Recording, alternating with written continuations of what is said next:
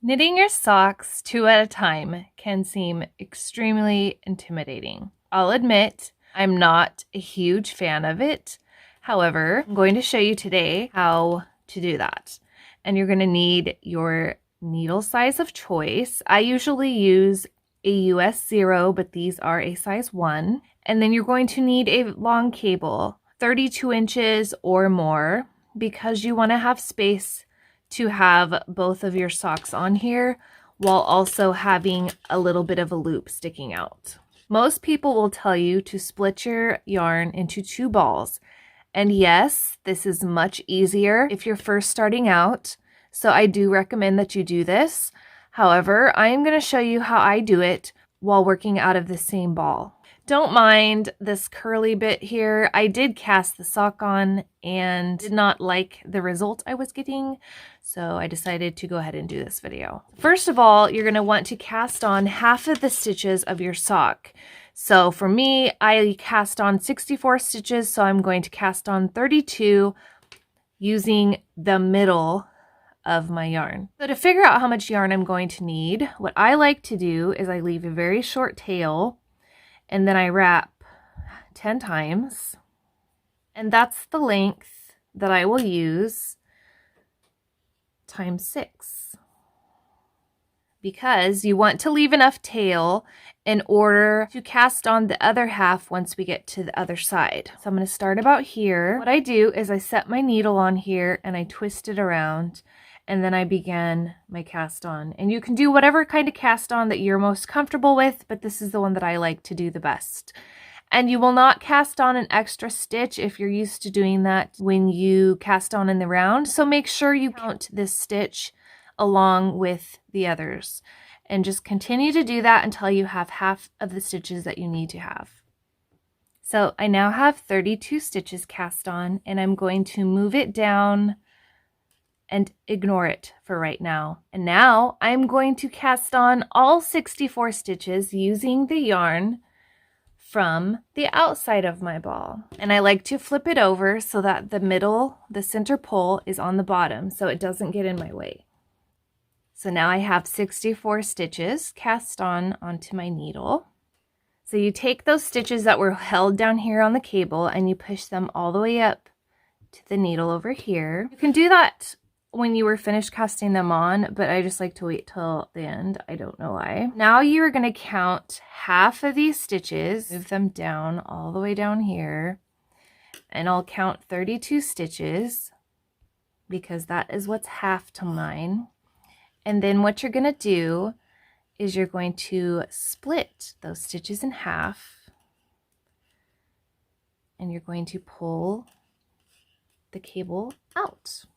This is why it is called magic loop, because there is a loop.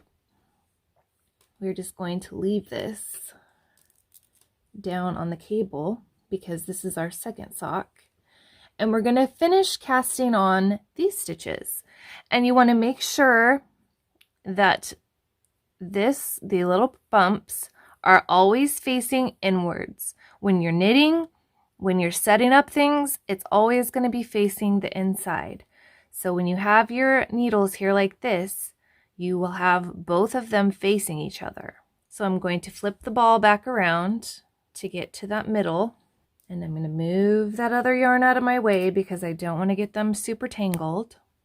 Then I will hold it like I'm going to cast on again. And the first couple ones are a little tricky. You want to keep them close together so that you don't have a big gap right here. So now you're going to just cast on the other half, which is the 32 for me. All right, so I've got 32, and then I'm going to face them towards each other. Don't know if you can see that very good, but you want them all lined up. Then you want to make sure that this tail goes away because you do not want to start knitting with that. You're going to turn it around because you want your working yarn on this side. So to begin, we're going to pull the right needle out. My stitches keep wanting to fiddle around, and that's okay because they will start behaving once they've been knit some more. The important thing to remember here is that these stitches stay where they belong. Now see here how I'm getting that big long tail right there? We do not want that. So we can knit the stitch off and then pull it. And we don't want to pull too tight, because then when we get to the other side of this round, it'll be really hard to pull it up onto our needle. First row is probably the trickiest. So you're just going to knit the stitches just like normal. When you get to the end of this little section here, do not turn your work. If you're used to magic loop, I know you would normally turn your needle around and start working from the other side, but you don't want to do that because we still have to work the second sock on this side. So what you're doing when you're working magic loop is you're working down one side of an item and then turning and working down the other side of it. That's how you can do small circumference knitting in the round instead of using DPNs. So as you see here, we just finished doing this side of the tube. We still have to do the other side. However, we have to work this other sock. That means we need to work with the other yarn. So what I'm going to do to make it less confusing, I'm going to throw it up there because I don't want to work with that one. I'm going to flip it over so that the center pole is hiding and I know that I'm working from this one. Do the same thing where we push this needle down so that we can work these stitches and then pull this one out. And I am using a slightly shorter cable than what I would recommend. I don't think this is even 32 inches, but for the purposes of this video, this was the longest one I had. Now again, I'm going to put my tail up there because I do not want to work with my tail. And again, you want to make sure all your stitches are facing inward, and then pull it close, knit the stitch off, tighten it up a little, and work down those stitches. And then I'll show you what you do after I get done with these stitches here. All right, so I finished it.